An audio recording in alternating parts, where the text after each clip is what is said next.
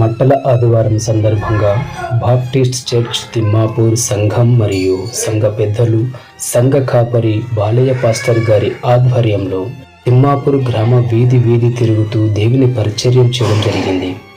అనంతరం గ్రామక్షేమం కోరుతూ ప్రార్థనలు చేయడం జరిగింది.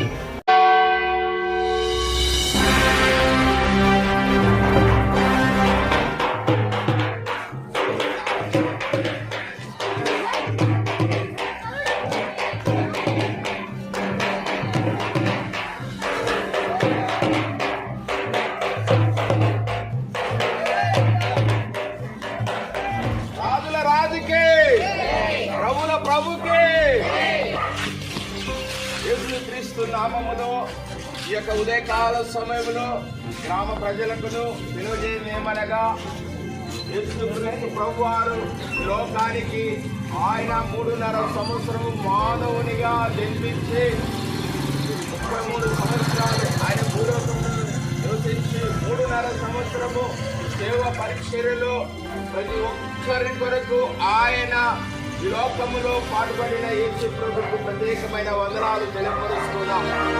ఆయన జీవించిన కాలమంతా కూడా గుడ్డివారును, మూగవారిని, చెవిటివారిని, కళ్ళు లేని వారిని, అలాగనే రక్తస్రావం కలిగిన వారిని, నడుము వంగిన వారిని క్రీస్తు ప్రభువారు ఆయన అనేకులను స్వస్థపరిచిన ప్రభు అయిన యేసుక్రీస్తు. కాబట్టి కుష్ఠరోగులను దేవుడు ముట్టాడు. ఆయన మాటకు లోబడిన ప్రతి ఒక్కరు కూడా దేవుని సన్నిధిలో గొప్ప కార్యాలు పొందుకున్నారు. ప్రతి కుటుంబములో సంతోషము, సమాధానము, నెమ్మది కలిగిన వందనాలు తెలియపరుస్తున్నాం. కష్టం ఉంటుంది, ఇరుకుంటుంది, కానీ ప్రేమలో సమాధానము పొందుకునే కుటుంబాలు ఉన్నాయి. ఆయనను నమ్ముకున్న వారికి ప్రతి విషయములో కూడా దేవుడు గొప్ప కార్యాలు చేయబోతున్నాడు. ఆయన ఎవరైతే విశ్వసిస్తున్నారో, ఆయన పేరిట ఎవరైతే నమ్ముతున్నారో, యేసు అనే మాటను విశ్వసిస్తున్నారో, వారి కుటుంబంలో గొప్ప కార్యాలు జరగబోతున్నాయి.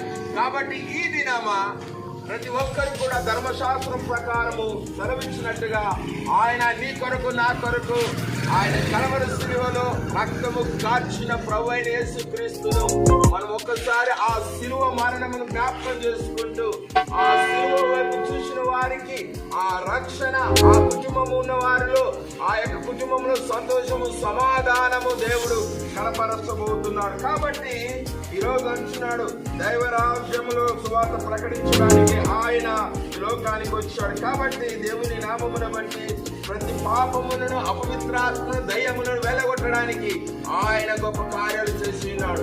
యోహాను సువార్త మనం చూస్తే 3వ అధ్యాయం 8వ వచనం ఒకసారి చదివినట్లయితే, యోహాను సువార్త 3వ అధ్యాయం 8వ వచనంలో,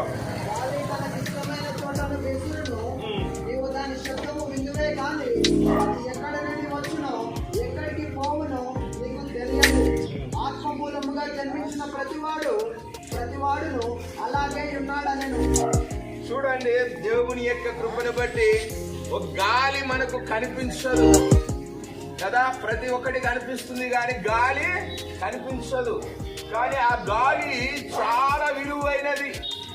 దేవుడు ఆ గాలిని ఇచ్చిన దేవునికి కృతజ్ఞత చెల్లించాలి. ఒక్క నిమిషము గాలిగిన ఆపివేయగలిగిన దేవుడైతే ఈరోజు ప్రతి ఒక్కరు కూడా మరణములో, పడకలో ఉండవలసిన వారు. కాబట్టి ఆ గాలి ఏ విధంగా వీస్తుందో తెలియని రీతిగా యేసుక్రీస్తు ప్రభు వారు మన పైన ఆయన నిరంతరము కాపాడుతున్నాడు. నిరంతరము ఆయన చూస్తున్నాడు. నిరంతరము నిన్ను భద్రపరుస్తున్నాడు. కాబట్టి ఆయన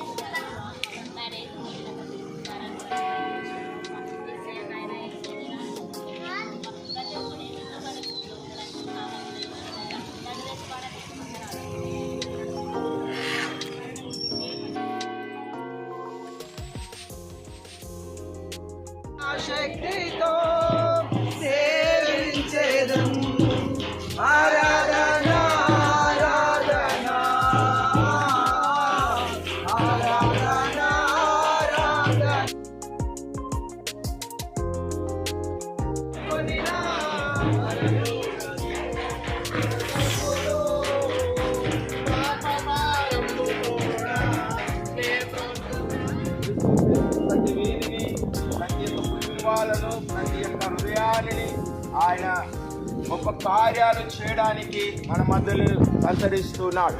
కాబట్టి ఈరోజు ఆ ప్రభు అయిన యేసుక్రీస్తును మేము ప్రభువులో విశ్వసించిన ఎడల ఆయన పరలోక రాజ్యంలో చేరేవారిగా మనం ఉంటాం. కాబట్టి ఈరోజు మరొకసారి మీకు తెలియపరిచింది ఏమనగా, ప్రభు ప్రకటించబడి ఉంటుండగా ఆ సంఘ బిడ్డల ద్వారా చిన్న బిడ్డల వరకు పెద్దవారి వరకును సంఘమునంతా కలిసి ఈ గ్రామము రక్షణ కొరకు సిద్ధపడి ఉండగా, ప్రభు నామమును ప్రతి ఒక్క మనుషుని పైన కుమ్మరించి ప్రతి ఒక్క ఆత్మను ప్రభు